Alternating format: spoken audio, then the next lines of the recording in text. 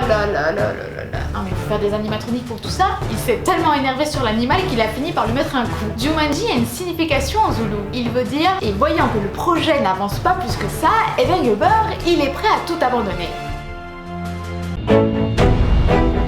24 sur 2, troisième.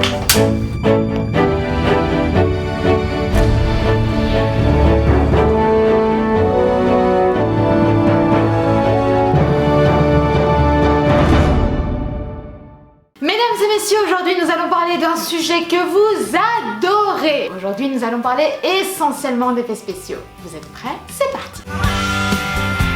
Une fois n'est pas coutume, Jumanji est l'adaptation cinématographique de, je vous le donne en mille, un livre pour enfants. Oui monsieur, un livre qui a été écrit par l'auteur Chris Van Allsburg. Le producteur Peter Gerber est super intéressé par le livre. Il a envie d'en faire une adaptation au cinéma. Il profite donc d'un jour où Chris est de passage à Boston pour lui proposer une petite rencontre. Lors de cette rencontre, il partage son envie à l'auteur de cette adaptation au cinéma. Chris est super emballé et il accepte la proposition avec grand plaisir. Il se met de suite à l'écriture du scénario. Peter Gerber est extrêmement enthousiaste à l'idée que la production du projet commence. C'est alors qu'il commence à partir à la recherche de financement, parce que comme vous commencez à le savoir vous-même, pour produire un film, il faut de l'argent. Tristar accepte avec grand plaisir la proposition à une seule condition. Il souhaite que ce soit Robin Williams qui ait le premier rôle. Comme vous le savez, Robin Williams vient tout juste de terminer un film avec un énorme succès et il est à l'apogée de la reconnaissance. Peter fait passer le message à Chris qui envoie le scénario à Robin Williams et petit hic,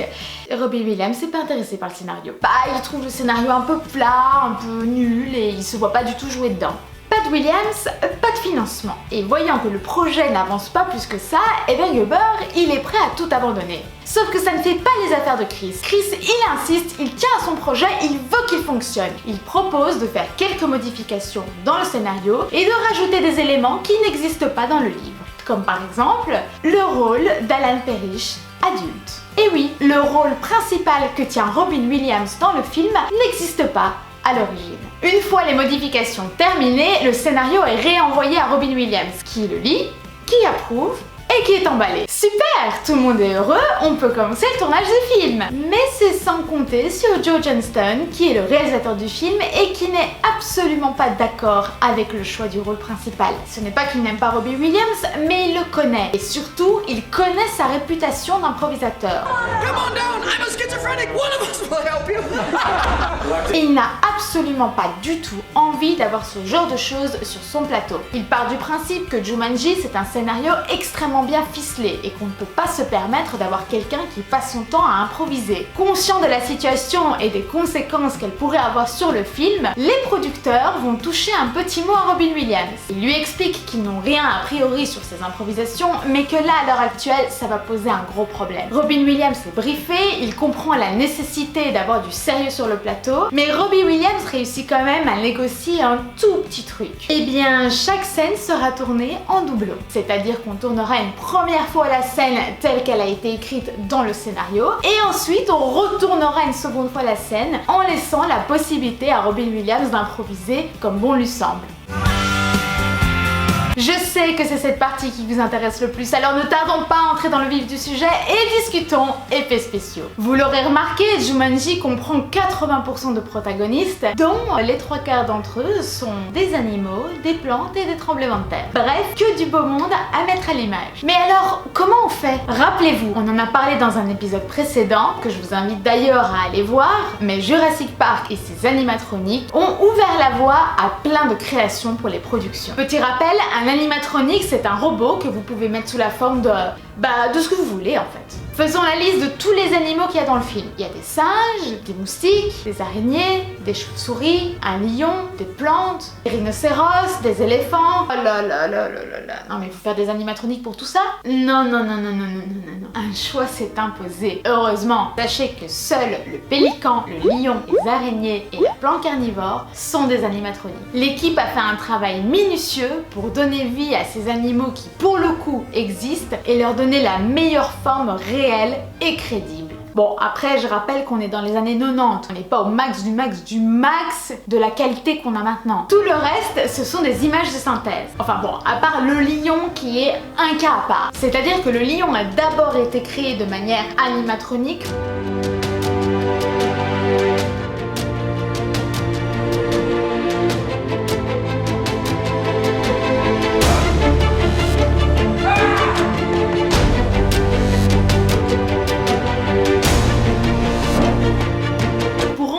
Être retiré à l'image et rajouté en image de synthèse. Pourquoi? Parce que le lion demandait vraiment un travail extrêmement rigoureux et méthodique. We had to solve a lot of technical problems with the hair, like trying to make our hair match the animatronic lion. It's about 1.5 million hairs or something like that. So all those things have to work together, and that was a big technical problem. Et même si Jumanji suit les traces de Jurassic Park, il n'en est pas moins un peu plus complexe et compliqué à travailler. Vous l'aurez remarqué vous-même, certains animaux ont un aspect un peu plus humain au niveau du faciès, comme par exemple eux là. Et bien pour ce faire, 2 logiciels ont spécialement été conçus pour le film. Le premier permettait de donner aux animaux justement cet aspect humain sur le visage, tandis que le deuxième travaillait les poils des animaux pour leur donner un aspect le plus réaliste possible. Non, lui il en fait pas partie, non. Lui il a juste passé 3h30 sur la chaise du make-up artiste tous les jours pendant 2 mois et demi. Le film comporte pas mal de scènes très compliquées et complexes à tourner. Pour vous donner une idée de la construction d'une scène, je vous laisse regarder ces quelques images. Ouais. Ici par exemple, on vous montre comment faire différents plans pour une même scène. Il y a d'abord le plan rapproché. Ensuite, il y a un travelling sur le personnage, c'est-à-dire la caméra qui suit le personnage. Et enfin, nous avons un plan plus large. Ah, et l'arrivée du troupeau.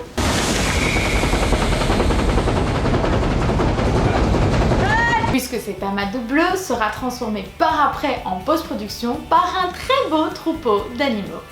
And we end up compositing Robin in the shot and mat him over where all the books are flying and all hell breaks loose. Run! It's a stampede! It's the game! Ici, on utilise l'animatronique de la plante carnivore.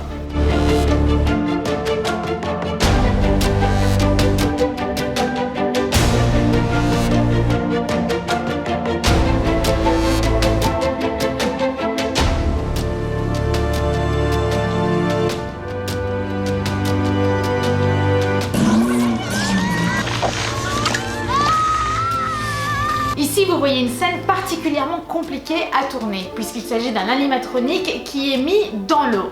The crocodile had to work in water, and that's something that really hasn't been done yet with an animatronic creature to actually put it in the water and still expect it to thrash around with Robin Williams riding on its back. Alors vous allez me dire, mais attends, moi je croyais que l'électronique et l'eau, ça faisait pas super bon ménage. Plusieurs solutions ont été créées pour régler ce problème. Par exemple, on peut faire usage d'animatronique hydraulique, c'est-à-dire qui fonctionne grâce à l'eau. Mais ce n'est pas ce qui s'est passé ici. Pour la facilité du film, ils ont décidé de ne pas brancher l'animal et de mettre un être humain à l'intérieur de l'animatronique pour faire les mouvements à sa place. D'ailleurs, durant cette scène où le personnage de Robin Williams se jette sur le crocodile pour se battre avec lui, Robin Williams est un petit peu trop enthousiasmé pendant cette scène. Il s'est tellement énervé sur l'animal qu'il a fini par lui mettre un coup. Un coup un petit peu trop fort, parce que l'être humain à l'intérieur de la bête a fini par crier un gros aïe! Pour se faire une idée précise de la confection d'une scène, on crée des dessins, des maquettes, des robots pour savoir exactement l'espace qu'on va avoir sur un décor. On n'imagine pas le nombre d'heures et de travail qui se cache derrière un film. Dites-moi que vous aussi, vous êtes aussi émerveillés que moi. Scarlett Johansson aurait pu jouer le rôle de Judy puisqu'elle a passé le casting pour le film. Forget about the stupid game.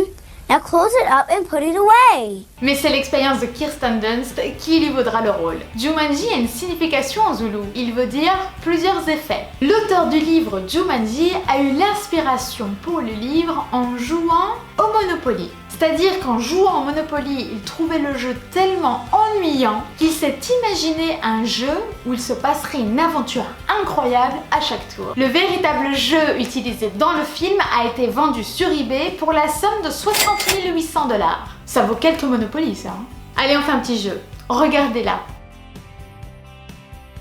Faites attention, vraiment, regardez leur visage. L'acteur qui joue le père d'Alan Parrish jeune est le même acteur que le chasseur.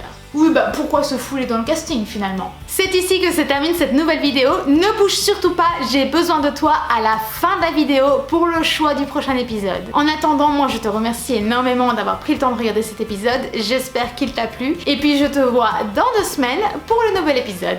Allez, coupez. Pour le prochain épisode, tu as donc le choix entre Forrest Gump ou Ghostbusters. Marque ton choix dans les commentaires de cette vidéo car c'est là que le sondage a lieu.